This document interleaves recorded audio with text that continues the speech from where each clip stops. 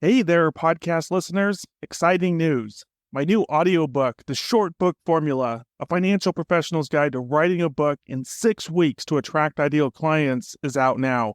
And the best part, for a limited time, we're offering this audiobook to you for free. Hurry over to www.theshortbookformula.com and claim your copy now. And now, on to our show.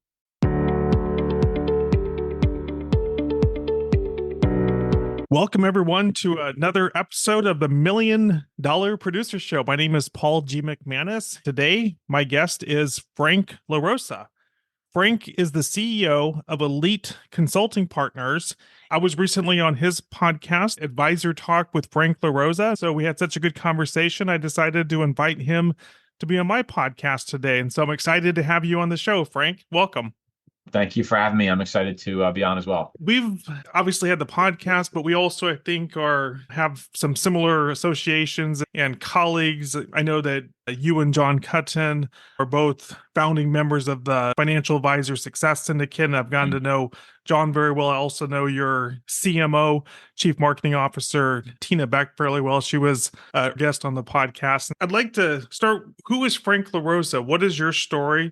What do you do at Elite Consulting Partners, and what's that background that led you from where you started to where you are today, just so our audience can get a sense of who you are? I appreciate that. I'll say out of college, and I don't want people to roll their eyes. I'm not going to go that far back, but this is really the only business I've ever been in. From my wife, then girlfriend, graduated, was at Lehman Brothers, and she's used to go into finance. And so I was like, I didn't know anything about it. So I was like, fine, great. I got a job as an intern with Prudential Securities, and went off from there. So I've only known the financial services business, right? Yep. I'm 52. I got into that business when I was 22, 23, just about 30 years. It's all I know. And I was a producer and I was a manager at Smith Barney. So I was at Prudential Securities. So I built a practice, moved to Smith Barney because I didn't know when I got there as an intern, but it wasn't the best firm to be at. Became a manager because I enjoyed the financial advisor side, but I really loved what was my real passion was working with the advisors in the office and the branch and helping them on their businesses and helping them grow their businesses, right? Okay, great. Open up $1 million managed account. That's great. That didn't fulfill me like helping an advisor in the office open up $1 million managed account. To me, that was more rewarding. And maybe it's because I was with them all the time. So I got to see it, right? It was maybe more tangible. And so I went into management, and then fast forward, I was moved all around. The complex director for Smith Barney, then Morgan Stanley, then summarily shown the door, as many of us were in 2000. And as a manager, and even today, your primary role there is just to recruit, right? And so when I decided what I was going to be when I grow up, which is a line that I use with advisors when I'm talking to them about what they want to do. I use that line as well. Yeah, exactly.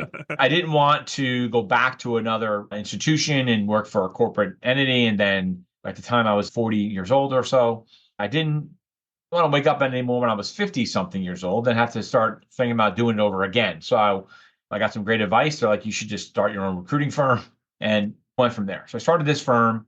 At the time it was called Elite Recruiting and Consulting because I thought it was good. Elite was a higher end type of analogy. But a few years later, I ended up changing the name to Elite Consulting Partners. And I think that's important to talk about because what I recognized, what I was really doing and how I was functioning, how we work with financial advisors is we work with them as a consultant and we view them as our partners. And the firms that we work with, meaning that the firms we might bring an advisor to, we also view as partners because we want to make the right fit, both for the financial advisor as our client and the firm, right? We don't want to put a round peg in a square hole and then the advisor's unhappy with us and the firm's unhappy with us because we didn't bring the right candidate.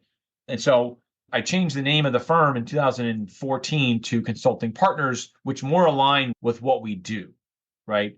I stopped worrying about how much money I was going to get paid on each trade, right? To really, let's do what's right for the advisor, and then the money will follow, right? So first and foremost, what's right for the financial advisor, the money will follow. And that's when my business took off. I started the business out of my house, literally in my house, and I had some people. I had some callers coming into the house and parking in the driveway. And at some point, my wife said, get out. I can't have these strangers in my house and you need to go find a place to work. And so the office I'm in today is where I started. So I've been here for almost 13 years, which has been great. And just to help me understand, as well as, of course, our listeners, is what you do primarily driven by a financial firm looking to recruit new advisors, or is it the advisor that comes to you and says, I want to be placed somewhere, or is it both? Yeah, it's a little of both. What I don't call us is a search firm, Okay. right?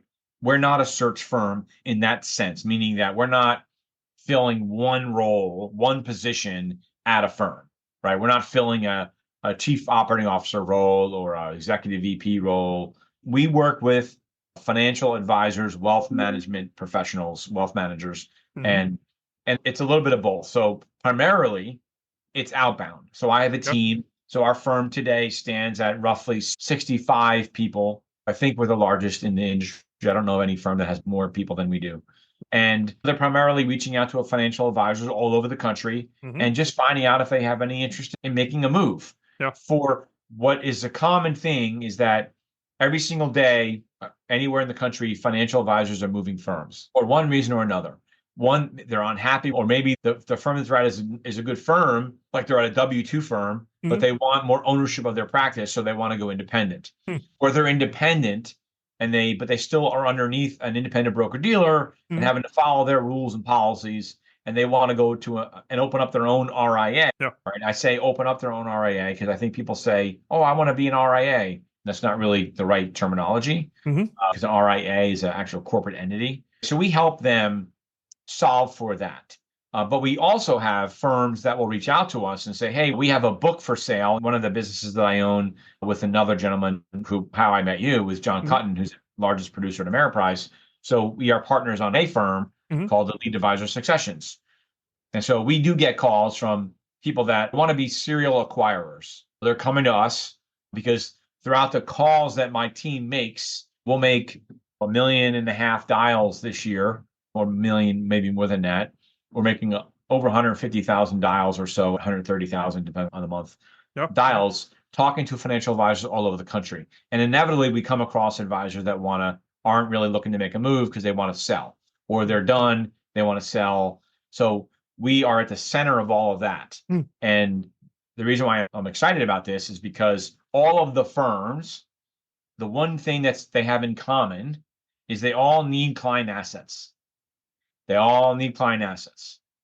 And it's gotten even more competitive since interest rates have come up because now they're making more money, especially the ones that are self-clearing. They're making more money on all the cash balances of all those hundreds of millions and billions of dollars in assets that their advisors control. And just like when I was a branch manager, your best advisors in the branch were only growing by 5% net new assets on their book. And that was Mhm. only about 20% of your branch. So if you're trying to drive new AUM, assets Yeah. under management, you can't really achieve the goals you want by having by one individual advisor in your office doing it. You Yeah. have to do it in mass or in Yeah. scale. And that means go out and recruit an advisor or team with $1 billion in assets or Yeah. buy a business, right? Yeah. I'm excited because I see a long runway ahead of us in this space. But it really comes down to building a business, which is what we have done. You'll see on the backside here of I have this ecosystem here, and you see Mhm. the FA in the middle. Financial advisor is at the center of my world. So everything that I do is focused on how do I help a financial advisor achieve whatever goal it is they're trying to achieve. If they want to retire, okay, we have a solution for that. If they want to grow through acquisition, we have a solution for that. It's been great, and I'm excited for the future. And we have a marketing team, something we'll talk about maybe a little bit later, but that's just another piece of the pie that I think advisors need to focus on. When I talk to advisors, I talk to them like I was their manager. Let me help you with whatever it is. What are you struggling with? We're going to help you move firms, but what are the other things that we can help you with? When you make the move, you're setting the stage the right way for the next level of success that Yeah. you want to have. Yeah. Versus some recruiters, you notice I don't use the word recruiters, Sure. right? We're consultants. But there are some competitors out there and some firms out there that, since they don't have the experience that I have as being a manager, being a director, Mhm. being a producer, they can't really have the same deep dive conversation. So all they're looking to do is move them from firm A to firm B. And they can't really go deeper than that because they don't know. They don't know what it's like to call a book of clients and tell Yeah. them that you're leading firms. I know what that's like. And so I just try to bring that extra special service to them beyond just moving them from firm A to firm B. Let me jump in with a couple questions I was writing down as you were speaking. One, it sounds like you started Elite Consulting Partners about 12, 13 years ago, and you've grown it into one of the largest firms of its kind. And so just as entrepreneur to entrepreneur, I'd love just to hear a little bit more about that. That's impressive. I know I look just in talking to you, I know I look at your website and you have what seems like a lot of people that are associated with you and your team. And so just as a entrepreneur, what are some of the nuggets or keys that you've done over that time that have allowed you to get to where you are today? You may be surprised, but the growth of our business came out of 2020. Having been through the tech crisis and having been through the mortgage crisis and being in branches and being in leadership, I knew that the right approach for us during 2020 was to become the leader for those financial advisors. Like we used to be the leader in the office, right? When the market shut down on September 11th. And the advisors were panicking and they just needed someone to talk to provide some information. So my goal during that time was to become that resource. Yeah. Let's make phone calls. Let's talk to advisors, but not about moving firms. Let's be the center of their resource universe. Be the contact that they want when they want to hear what other firms are telling their advisors to tell their clients because they're not getting that information from their clients. Then I saw what was happening with advisors being more and more comfortable working from home, not working in the office, realizing that their clients don't care. So Zoom really propelled the business. I'm sorry, Zoom, but COVID propelled Zoom, got clients more used to doing this, which allowed advisors to be more efficient and think about this idea of being independent. Because you fast forward into the end of 2020, 21, most advisors probably hadn't been in their office for a year and a half, and they were having record years of asset growth. So I decided that I was going to double down on this whole idea and basically went out, and my whole business was built through my cash flow at the time. Went out and got an SBA loan and used that capital to hire people. We have a process in place. I had set up the right compensation plan. When I was at Smith Barney, I used to be on some of the compensation committees. So I knew how to set up the right kind of model that worked for us. It was profitable for the firm and it was lucrative for the advisors and the consultants that were at my firm. And then just had faith that it was going to work. One of our core values is faith.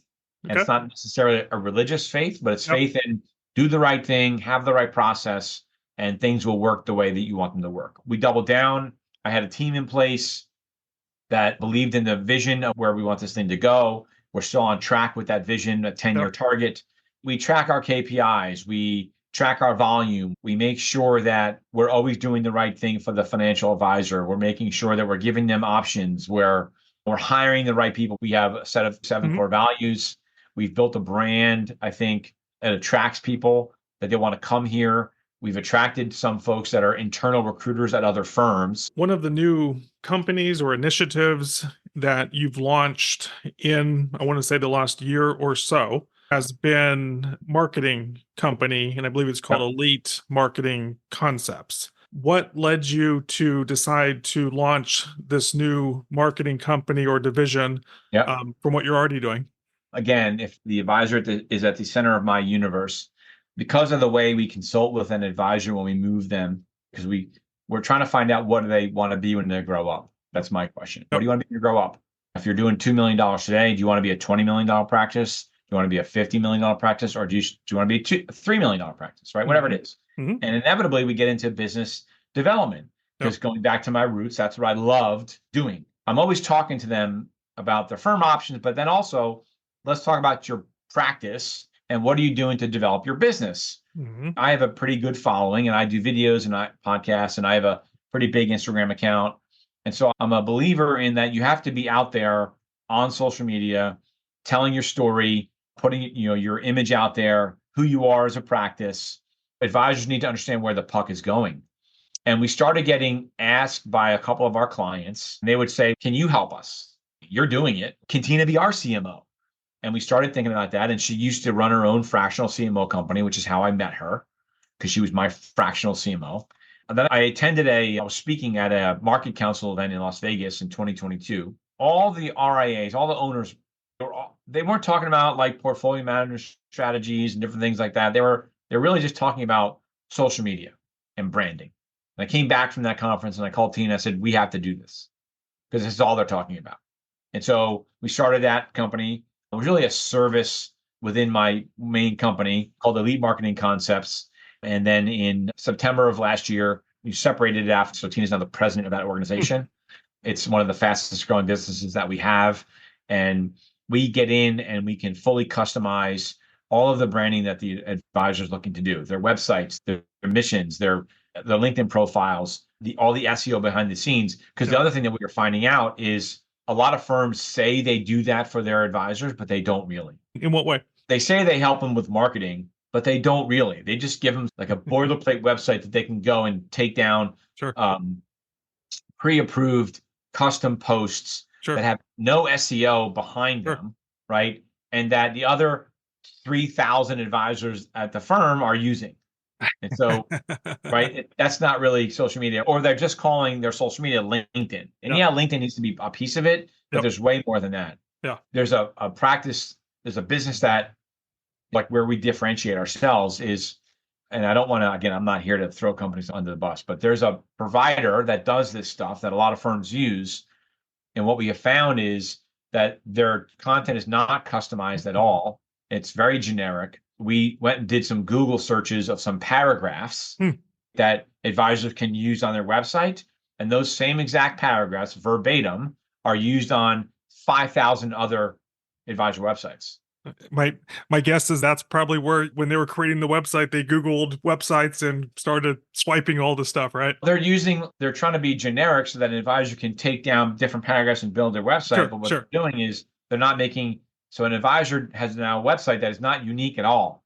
When we go in and we try to make that unique. We go in and edit it. We make sure that it's compliance approved, but we make sure that it's really customized to them and that it doesn't look like anybody else's. When you talk about branding, I think a big part of it is what I would call a personal brand. It's how are you as an individual known in the world? And just from what I've observed from you, I know you've written a book and it's really about your background as a boxer and I think very motivational things, which is a big part of your personal brand. You have your podcast, which is, from what I can tell, it's a very popular podcast and you've been doing it for some time. I know I see that you post on platforms like LinkedIn and Instagram, and you've grown this great following. I guess the through line there is that, one, you're actually living by example, which I always appreciate. You're putting out really genuine stuff about who you are, right? I see videos that you do and you're in your car and you're driving and you're giving advice and all these different things. It's all very authentic. I think many advisors are scared or not sure about what they can do in branding and how much they can put themselves out there. What would your advice be to an advisor when it comes to personal branding, as well as just being that authentic version of yourself, which I would argue is what you want to do, because that attracts the people that are going to most naturally resonate with you to you? When we talk to, I think that I was thinking about the call and some of the things that I look at when I'm talking to an advisor and helping them with their strategy. And part of my questioning is, how receptive are they going to be for some creativity? How uncomfortable are they going to be willing to get, right? Be comfortable with being uncomfortable. Even today, for me, like when I do a video, I have to think about it for a second and think about what I'm going to say, or if I'm at the gym, right? Or if I'm walking through the airport, right? I don't just pick up my phone and do it. I usually have to think about in my mind what I'm going to say. And then I try to go to an area where there aren't as many people because it's a little uncomfortable. But the truth is, you want clients that resonate with you. And so if you're not yourself, then you're misleading the audience. You might get people that think you're something that you're really not. And you can still do all of these things and be authentic with who you are, because you talk about that in your podcast about being authentic and being an industry expert and all that good stuff. And you want to create this brand. So I used to do seminars when I was a producer, right? So that's how I built my book of business. And what is the one thing that a seminar gets you to do with your audience? They get to meet you and they decide whether they like you or not because Yep. they got to meet you and talk to you and all that stuff. So Yep. I look at social media as the same thing. It's a way for them to meet you. All clients assume that if you're in financial services and you work for just Morgan Stanley or LPL or Raymond James or Ameriprise, Merrill Lynch, that you're a smart individual. Mhm. They make that assumption, right? Because none of those firms wouldn't have idiots working for them, right? Mhm. So the next thing that they're looking for is, do I like that person? Mhm. Is he or she trustworthy? Yep. And would I trust them with my finances? That's the messaging that you're supposed to be getting out with your social media. Like your thing is all about books, Yep. right? And what do books do? Books give them credibility, right? So when you have a book and you write about whatever it is you're going to write about, and people look at that, automatically gives you credibility in your space. It's just one more piece. But all of those things together, a prospect should be able to look you up, look up your website, because they're going to do it. Mhm. Look up your website, look you up on LinkedIn, and understand who you are and what you're about without even talking to you. I would add is that they're going to Google you, and whatever that first page of Google says about you tends to inform their impression. And what ends up on Google, it's a amalgamation of all these different things. It's your LinkedIn. It's if you're on Amazon, it's your other social media accounts. I think a lot of advisors who don't have that personal brand, especially online, is that you Google their name and you may or may not even find it. And if you do Right. find it, it's in some very generic thing that doesn't really say a whole lot about them. I'd love to add just while we're talking, I'm also a big fan of podcasts, both hosting a podcast as I'm doing now, as well as being a guest on podcasts. And again, from what I can tell, you have a very popular podcast that you've developed. I don't know over how many years. What is just at a high level for an advisor in building that personal brand? Is there a value to podcasts for them, or what are your thoughts when it comes to that type of media? Yeah, I think that it's a huge opportunity. I actually can speak to one particular client of ours that we were working with during right before 2019. They used to do a radio show, Hmm. right? So that was what they used to do. Yep. I convinced them to turn that same type of content into a podcast because that's what it is today. And they did, and it worked out really well. And then COVID hit, and then they were using that platform to distribute their message to their clients about what was going on in the space and Mhm. with what was going on during 2020, right? Um, and they started to train their advisors to tune in to their website because they were going to put up one of their podcasts like this, a video, Mhm. where they were going to have their weekly market commentary, Yeah. or they were going to have a pharmaceutical portfolio manager on to talk about the latest changes that were going on with the vaccines or something like that, right? They were using that platform to create efficiencies in their space. They were also using it to create content that then send out to centers of influence Yep. who could then use that for their clients. Yep. And they were getting referrals from those centers of influence. And in the second quarter of 2020, they had their largest AUM inflows in history at the peak of 2020 COVID because they leaned into the situation, used technology to their advantage. And so I try to get advisors to do podcasts, and it is a little bit uncomfortable. Mhm. Yeah, you have to get over looking at yourself on the video, whatever it doesn't really matter. You don't have to have a fancy background. When we first did my podcast, I did it right here, and I moved the chairs, and I put a table up, Yeah. and that was it. What people are looking for, which is again what Kevin O'Leary said, what they're really looking for is the content. Yeah. And so if you're a financial advisor and you're thinking about this, the content that you should be creating could be stories without using client names, but Mhm. success stories about how you're helping clients,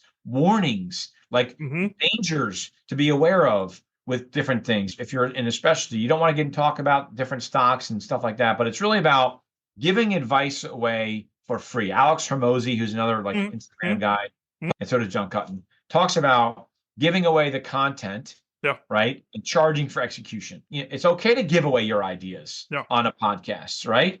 Because eventually they're going to come to you to want to execute on those ideas. That's exactly right.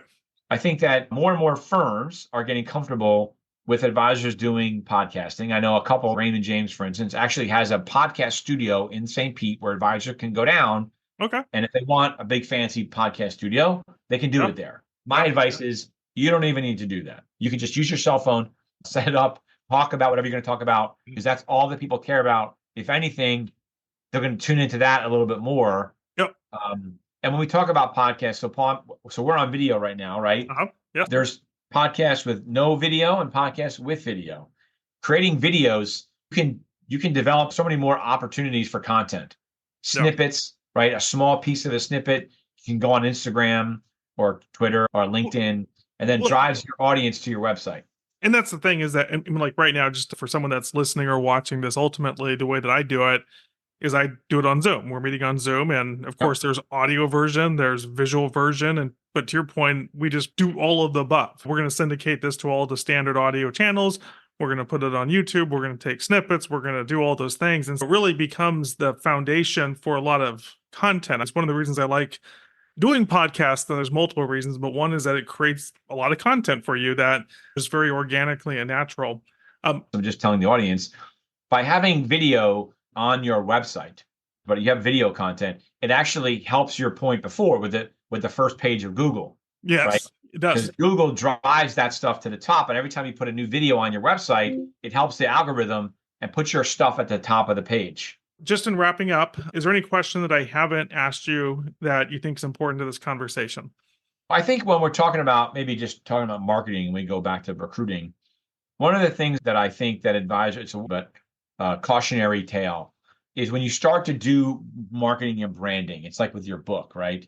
You write a book and they get it published and maybe they become a bestseller. It's not like the phone's going to start ringing an hour after they publish their book.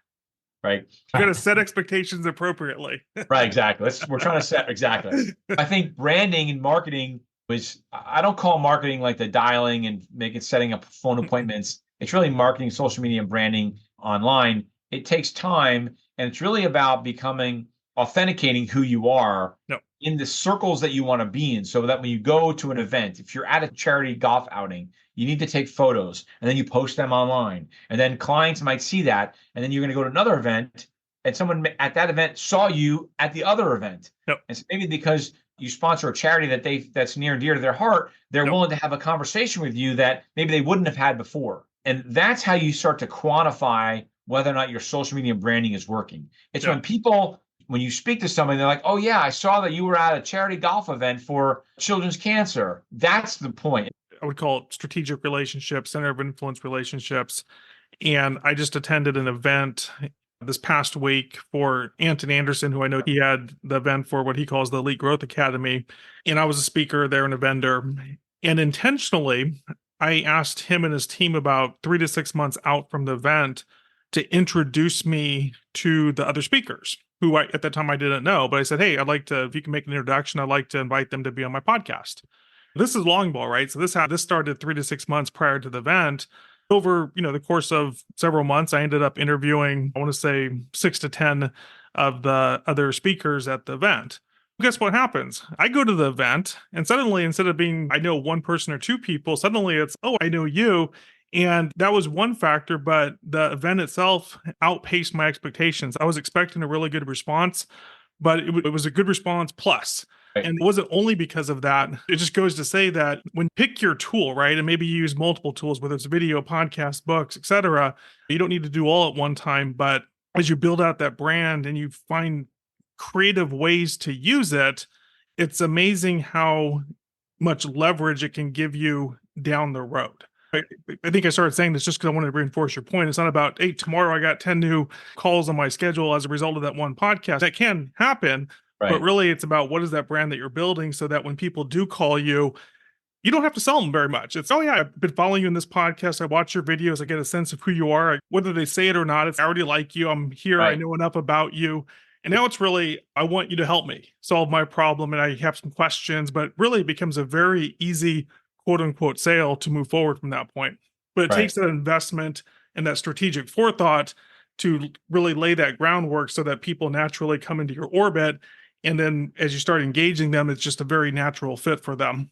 Final question. So for someone who's listening or watching and they're interested, whether it's in the consulting or the marketing or anything else that we've talked about, what's the best place to learn more, follow up, and do all those good things? Yeah, sure. So you can email me at frank@eliteconsultingpartners.com.